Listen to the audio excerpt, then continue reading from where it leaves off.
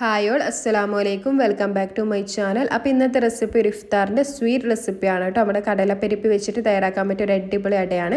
ഇതെല്ലാവർക്കും അറിയാമായിരിക്കും, എന്നാലും ഈ റെസിപ്പി കൂടെ ഒന്ന് ട്രൈ ചെയ്ത് നോക്കാം കേട്ടോ.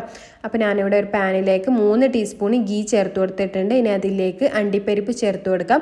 നിങ്ങളുടെ ഇഷ്ടത്തിനനുസരിച്ചിട്ട് ചേർത്ത് കൊടുക്കാം കേട്ടോ. അതൊന്ന് നല്ലപോലെ ഒന്ന് കളർ ചേഞ്ച് ആവണം, അതുവരെ ഇങ്ങനെ ഇളക്കി കൊടുക്കാം. കളറൊന്ന് ചേഞ്ചായി വരുമ്പോൾ ഇതിലേക്ക് ബ്ലാക്ക് റൈസിൻസും കൂടി ഇട്ട് കൊടുക്കാം. ബ്ലാക്ക് റൈസിൻസ് ഇട്ടതിന് ശേഷം പിന്നെ ഒരുപാട് സമയം വെക്കണ്ട കേട്ടോ, പെട്ടെന്ന് തന്നെ കരിഞ്ഞു പോവും. അതുകൊണ്ട് കുറച്ച് ടൈം ഒന്ന് ഇളക്കിയതിന് ശേഷം അതിൽ നിന്ന് മാറ്റാം, വേറൊരു പാത്രത്തിലേക്ക് മാറ്റി കൊടുക്കാം. ഇനി അണ്ടിപ്പരിപ്പ് റൈസിൻസ് ഇല്ലെങ്കിലും കുഴപ്പമൊന്നുമില്ല കേട്ടോ, ഇട്ടിട്ടില്ലെങ്കിൽ കുഴപ്പമൊന്നുമില്ല. ഇനി ആ പാത്രത്തിലേക്ക് തന്നെ ഒരു 2 കപ്പ് തേങ്ങ ചിരകിയത് ചേർത്ത് കൊടുക്കാം. അതിലേക്ക് 1 ടേബിൾ സ്പൂൺ വെള്ളം കൂടി ചേർത്തിട്ട്, പച്ചവെള്ളം ഉണ്ടല്ലോ അതും കൂടി ചേർത്തിട്ട് എല്ലായിടത്തും ഒന്ന് മിക്സ് ആക്കി എടുക്കാം. അതിനുശേഷം ഇതിലേക്ക് പഞ്ചസാര ചേർത്ത് കൊടുക്കാം. 2 കപ്പ് തേങ്ങയ്ക്ക് 1 കപ്പ് പഞ്ചസാരയാണ് കേട്ടോ ചേർത്ത് കൊടുക്കേണ്ടത്. ഇത് കറക്റ്റ് അളവ് മധുരം തന്നെയാണ് കേട്ടോ. അധികം മധുരം ഉപയോഗിക്കാത്തവരാണെങ്കിൽ ഒരു 3/4 കപ്പ് ചേർത്ത് കൊടുത്താൽ മതി കേട്ടോ. ഇത് കറക്റ്റ് അളവാണ് കേട്ടോ, 1 കപ്പ്. എന്നിട്ട് ആ പഞ്ചസാര നല്ലപോലെ ഒന്ന് മെൽട്ടാകുന്നത് വരെ ഒന്ന് ഇളക്കി കൊടുക്കാം. നല്ലപോലെ മെൽട്ടായിട്ട് ഒട്ടുന്ന പരുവാവണം കേട്ടോ, അതുവരെ വെക്കണം, ഇളക്കിക്കൊണ്ടേ ഇരിക്കണം. ഇപ്പോൾ ഇതാ നല്ലപോലെ മെൽട്ടായിട്ടുണ്ട്, കണ്ടില്ലേ, നല്ലപോലെ ഒട്ടുന്ന പരുവായിട്ടുണ്ട്. ഇതുപോലെ കൈ വെച്ചാൽ ഒട്ടണം. ഇനി ഇതിലേക്ക് പാൽപ്പൊടിയാണ് കേട്ടോ ചേർത്ത് കൊടുക്കേണ്ടത്. പാൽപ്പൊടി ചേർത്താൽ നല്ലൊരു ടേസ്റ്റാണ്. അപ്പോൾ ചേർക്കാത്തവരുണ്ടെങ്കിൽ ചേർത്ത് വെക്കണം കേട്ടോ, നല്ല ടേസ്റ്റാണ്. ഒരു 2 ടേബിൾ സ്പൂൺ പാൽപ്പൊടിയാണ് കേട്ടോ ചേർത്ത് കൊടുത്തിട്ടുള്ളത്. അതിലേക്ക് ഇനി ആവശ്യത്തിന് ഏലക്കാപ്പൊടിയും കൂടി ചേർത്ത് കൊടുക്കാം.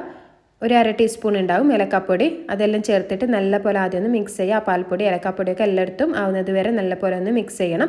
അതിനുശേഷം കടലപ്പരിപ്പ് ഇട്ട് കൊടുക്കാം. വേവിച്ചെടുത്ത കടലപ്പരിപ്പാണ് കേട്ടോ, ഒരു 4 വിസിൽ വരുന്നത് വരെ വെച്ചതാണ്. ഓരോ കുക്കറിൻ്റെ ടൈമിൽ വ്യത്യാസം ഉണ്ടാവും, അപ്പോൾ നിങ്ങൾ നോക്കിയിട്ട് ചെയ്യുക. എന്നിട്ട് അതും നല്ലപോലെ ഒന്ന് മിക്സ് ചെയ്യുക. അതിനുശേഷം ലാസ്റ്റ് ഇതിലേക്ക് നമ്മൾ നേരത്തെ എടുത്ത് വെച്ച അണ്ടിപ്പരിപ്പുണ്ടല്ലോ, റൈസിൻസും അതും ചേർത്ത് കൊടുത്തിട്ട് നല്ലപോലെ ഒന്ന് മിക്സ് ആക്കിയതിന് ശേഷം ഫ്ലെയിം ഓഫ് ചെയ്തിട്ട് മാറ്റി വെക്കാം. ഇതിപ്പോൾ കുറച്ചൊരു വെള്ളം പോലെ ഉണ്ടാവാൻ, അതൊന്ന് ആറുമ്പോൾ സെറ്റ് ആയിക്കോളും കേട്ടോ. നിങ്ങൾ വിചാരിച്ചിട്ട് ഒരുപാട് സമയം ഇട്ട് ഇളക്കണ്ട, ഇതുവരെ വെച്ചാൽ മതി. എന്നിട്ട് അതൊന്ന് കുറച്ച് ആറാൻ വേണ്ടി മാറ്റി വെക്കാം. അപ്പോഴേക്കും നമുക്ക് ഇത് മാവൊന്ന് കുഴച്ചെടുക്കണം. ഞാനിവിടെ മൈദയും വെള്ളം ഉപ്പും ചേർത്തിട്ട് മാവൊന്ന് കുഴച്ചെടുത്തിട്ടുണ്ട്. നല്ല സോഫ്റ്റ് ആക്കിയിട്ട് കുഴച്ചെടുക്കണം കേട്ടോ. കാരണം എന്താണെന്ന് വെച്ചാൽ നമ്മുടെ അച്ചിൽ തയ്യാറാക്കുന്നതല്ലേ, അപ്പോൾ അതിൻ്റെ ബാക്കി വരുന്ന ഭാഗം നമ്മൾ വീണ്ടും കുഴച്ചിട്ട് പരത്തിയെടുക്കും. അപ്പോൾ ഭയങ്കരമായിട്ട് അങ്ങ് ഹാർഡായി പോവും. അതുകൊണ്ട് ഫസ്റ്റ് തന്നെ നല്ല സോഫ്റ്റ് ആക്കിയിട്ട് കുഴച്ചെടുക്കണം കേട്ടോ. എന്നിട്ട് ഇത് ഓരോന്ന് ചെറിയ ചെറിയ ബോൾസ് ആക്കിയിട്ട് മാറ്റി വെക്കാം. നമ്മുടെ അച്ചിൻ്റെ വലുപ്പത്തിനനുസരിച്ചിട്ട് ബോളാക്കി വെക്കാം കേട്ടോ.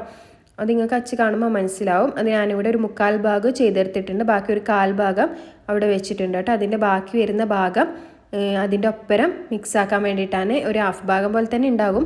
എന്നിട്ട് ഇതുപോലെ പരത്തിയെടുക്കാം. വളരെ നൈസായിട്ട് വേണം കേട്ടോ പരത്തിയെടുക്കാൻ.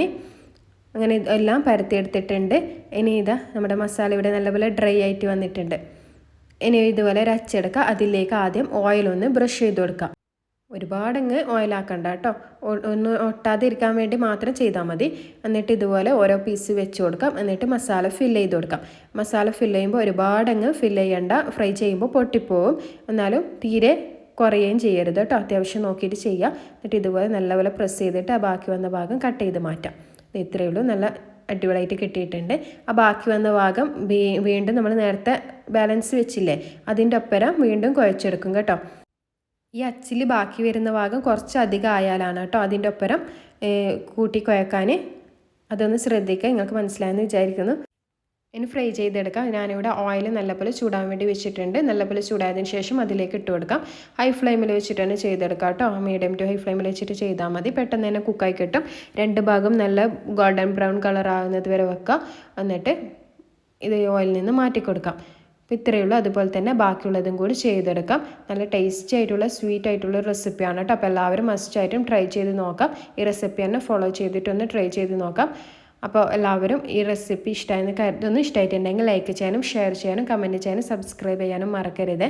അപ്പോൾ ഇൻഷാ അല്ലാഹ് അടുത്ത അടിപൊളി പുതിയ വീഡിയോസായിട്ട് വീണ്ടും കാണാം. അസ്സലാമു അലൈക്കും. Thank you for watching.